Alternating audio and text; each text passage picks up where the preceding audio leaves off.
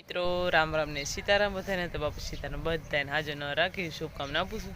અત્યારે આપણે જો વહેલા 5 વાગ્યાના ઉઠી ગયા છે, ધોરમાળ ધોઈ નાખ્યા છે અને સરસ મજાનું વાસીદું પણ કાઢી નાખ્યું ને ફરજામાં વાળી નાખ્યું ને બધા ઢોરમાળને ફેરવી નાખ્યા છે અને અત્યારે મમ્મીએ શીરાવાનું બનાવી નાખ્યું છે। એટલે આપણે મજૂર કરવી છે કપાવીણવા, એટલે આપણે મજૂર કરવી છે એટલે અત્યારે આપણે મમ્મીએ આખો દીનું ભાત બનાવી નાખે છે। તો હવે મારો આજે તો પૂનમ છે એટલે મારો પા અને મારા ભાઈ બગદાણા ગયા છે, તો હવે આપણે અત્યારમાં વાડિયા જવાનું છે ગાડી લેવાની। બેન ડેરીએ ગઈ છે દૂધ લઈને, તો એ હમણાં વ્યાજ છે એટલે એક્ટિવામાં બેસીને પછી વ્યાઈ જઈશું। અને અત્યારમાં સરસ મજાનું વાળી નાખ્યું છે,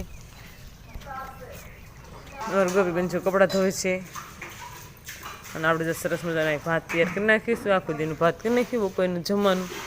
તો હવે આપણે વાડીએ જવાનું છે, તમારી બેન હમણાં આવી એક્ટિવા એટલે પછી આપણે વાડીએ જવા દેવી। તો આપણે જો વાડી આવી જશે તો બળદને આપણે ફેરવવાના છે, તો એટલે સરસ મજાના બહાર ફેરવી નાખીએ। અને હજુ કાંઈ મજૂર અહીંયા નથી એટલે હમણાં મજૂર આવે એને પહેલાં આપણે બળદને આને ફેરવી નાખી નીરને નાખી દઈએ, પછી આપણે ઉયા જઈશું કપા વીણમાં। ફાઇનલી મજૂર આવી ગયા છે અને પછી બધા વીણા છે અને કપા પણ બહુ તવડી જશે તમે જોઈ રહ્યા છો। અને અહીંયા જો મજૂર છે,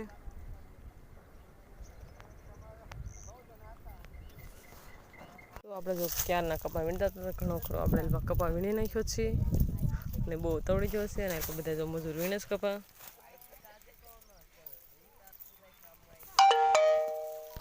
બધા જો કપા વીણે છે,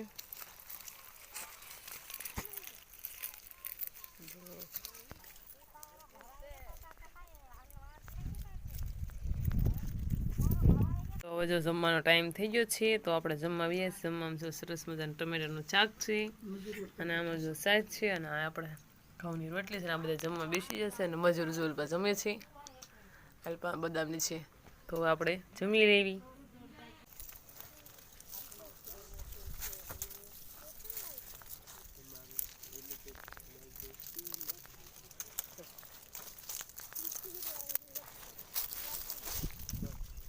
તો આપણે જો વાડીથી ઘરે વિયાયા છીએ, તો સન ટાઈમ થઈ ગયો છે એટલે ઘરે વિયાયા છીએ। મારા પપ્પાની બગદાણા ગયા હતા તો પ્રસાદી પણ લાવ્યા છે, તો આપણે ચોકન લઈ લીધી છે। અને અમારા સંજય બાજારમાં વાળા સ્વામીના દીવાબતી અમારા સંજયભાઈ શંકરદાય જવું તો દીવાબતી વાસવા માંડ્યા છે।